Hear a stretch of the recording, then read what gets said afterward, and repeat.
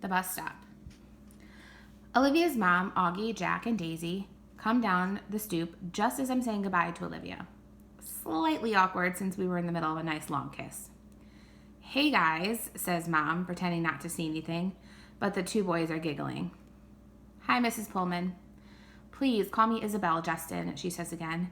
It's like the third time she's told me this, so I really need to start calling her that. "I'm heading home," I say, as if to explain. "Oh, are you heading to the subway?" she says, following the dog with a newspaper. "Can you walk Jack to the bus stop?" "No problem." "That okay with you, Jack?" the mom asks him, and he shrugs. "Justin, can you stay with him until the bus comes?" "Of course." We all say our goodbyes. Olivia winks at me. "You don't have to stay with me," says Jack as we're walking up the block. "I take the bus by myself all the time. Augie's mom is just way too overprotective." He's got a low, gravelly voice, like a little tough kid. He kind of looks like one of those little rascal kids in the old black and white movies, like he should be wearing a newsboy cape and knickers. We get to the bus stop, and the schedule says the bus will be there in 8 minutes. "I'll wait with you," I tell him. "Up to you," he shrugs. "Can I borrow $1? I want some gum."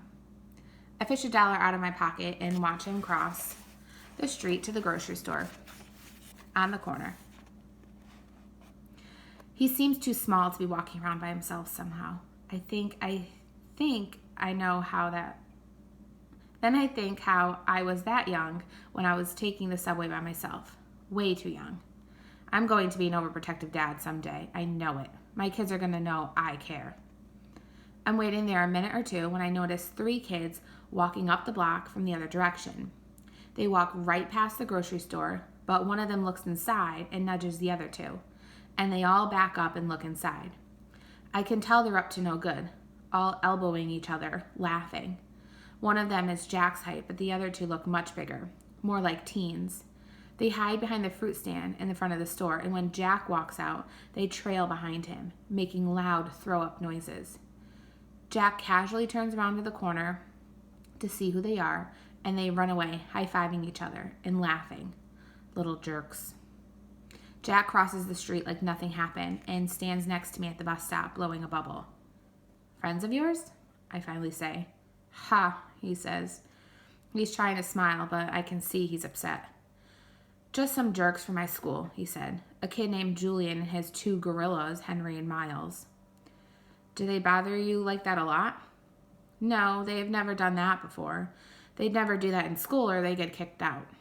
Julian doesn't even live around here, so I guess he's just bad luck running into him." "Oh, okay," I nod. "It's not a big deal," he assures me.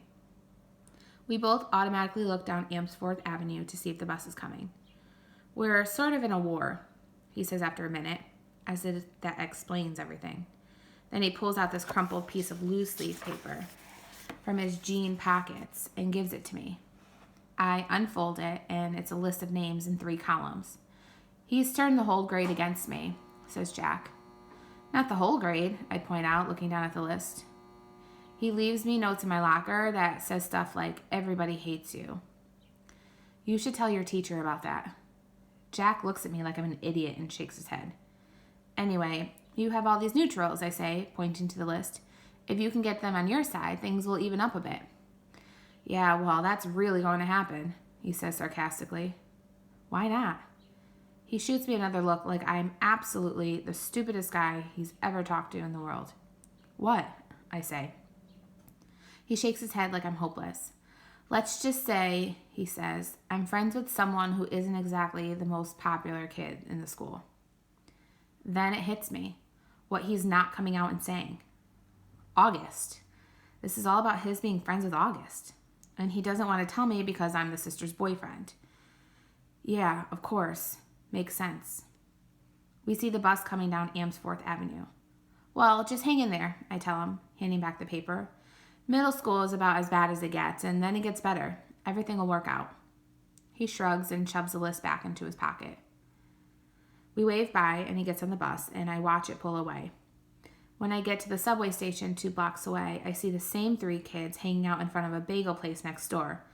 They're still laughing and yuck-yucking each other, like they're some kind of gangbangers. Little rich boys in expensive skinny jeans acting tough. Don't know what possesses me, but I take my glasses off, put them in my pocket, and tuck my fiddle case under my arm so that the pointy side is facing up. I walk over to them, my face scrunched up, mean looking. They look at me, laughs dying down on their lips when they see me, ice cream cones at odd angles. Yo, listen up. Don't mess with Jack, I say really slowly, gritting my teeth, my voice all Clint Eastwood tough guy. Mess with him again, and you will be very, very sorry. And then I tap my fiddle case for effect. Got it? They nod in unison, ice cream dripping onto their hands. Good. I nod mysteriously and sprint down the subway 2 steps at a time. Rehearsal. The play is taking up most of my time as we get closer to opening night. Lots of lines to remember, long monologues where it's just me talking. Olivia has this great idea, though, and it's helping. I have my fiddle with me on stage and play it a bit while I'm talking. It's not written that way, but Mr. Davenport thinks it adds an extra folksy element to have the stage manager plucking on a fiddle. And for me, it's so great because whenever I need a second to remember my line, I just start playing a little Soldier's Joy on my fiddle and it buys me some time. I've gotten to know the kids in the show a lot better, especially the pink-haired girl who plays Emily. Turns out she's not nearly as stuck up as I thought she was, given the crowd she hangs out with. Her boyfriend's this built jock who's a big deal on the varsity sports circuit at school. It's a whole world that I have nothing to do with, so I'm kind of surprised that this Miranda girl turns out to be kind of nice. One day we're sitting on the floor backstage waiting for the tech guys to fix the main spotlight. So, how long have you and Olivia been dating? She asks out of the blue. About 4 months now, I say. Have you met her brother? She says casually. It's so unexpected that I can't hide my surprise. You know Olivia's brother? I ask. Via didn't tell you? We used to be good friends. I've known Augie since he was a baby. Oh, yeah, I think I knew that, I answer. I don't want to let on that Olivia had not told me any of this. I don't want to let on how surprised I am that she calls her Via. Nobody but Olivia's family calls her Via, and here this pink-haired girl who I thought was a stranger is calling her Via. Miranda laughs and shakes her head, but she doesn't say anything. There's an awkward silence, and then she starts fishing through her bag, pulls out her wallet.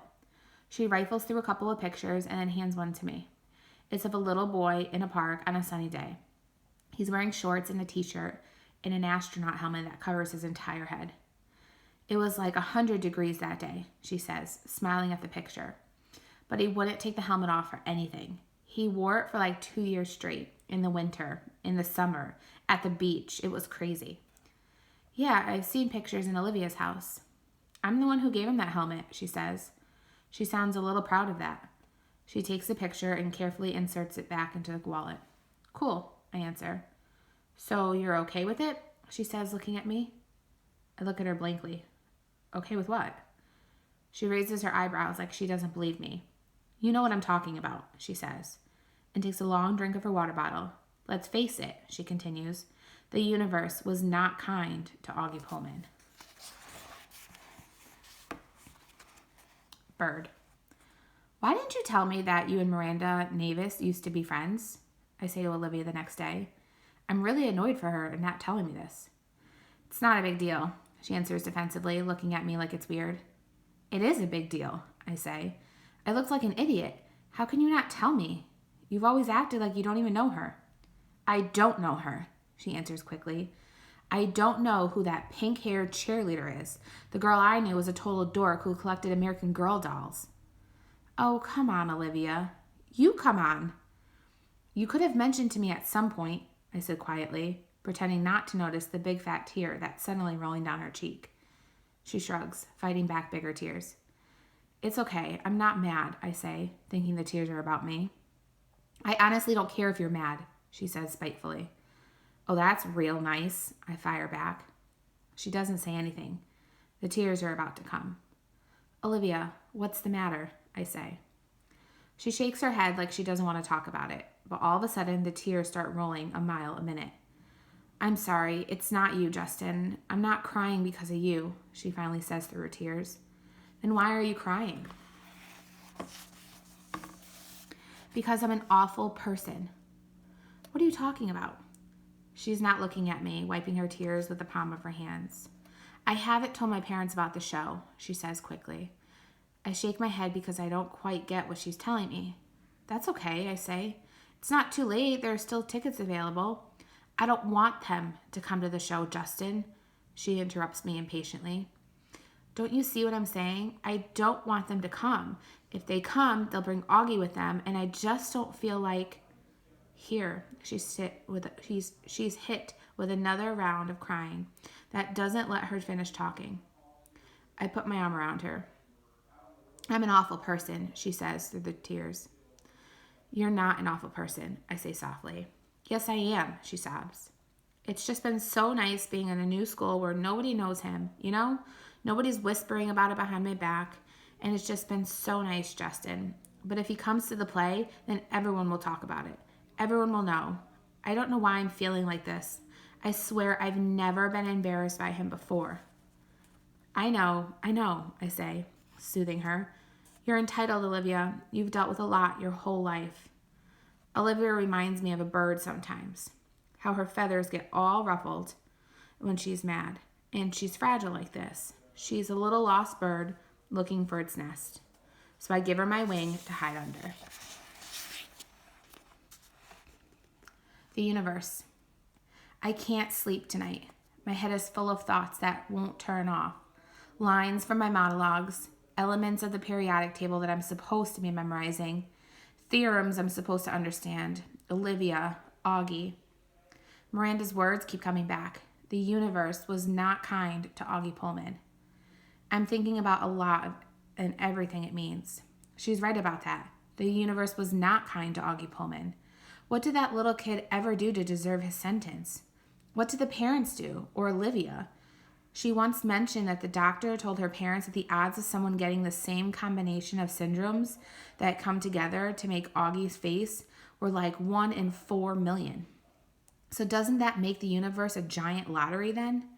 You purchase a ticket when you're born, and it's all just random, whether you get a good ticket or a bad ticket. It's just all luck. My head swirls on this, but then softer thoughts soothe, like a flatted third on a major chord. No, it's not all random. If it was really random, the universe would abandon us completely, and the universe doesn't. It takes care of its most fragile creations in ways we can't see, like with parents who adore you blindly, and a big sister who feels guilty for being human over you, and a little gravelly voiced kid whose friends have left him over you, and even a pink-haired girl who carries your picture in their wallet. Maybe it's a lottery, but the universe makes it all even out in the end. The universe takes care of its little birds.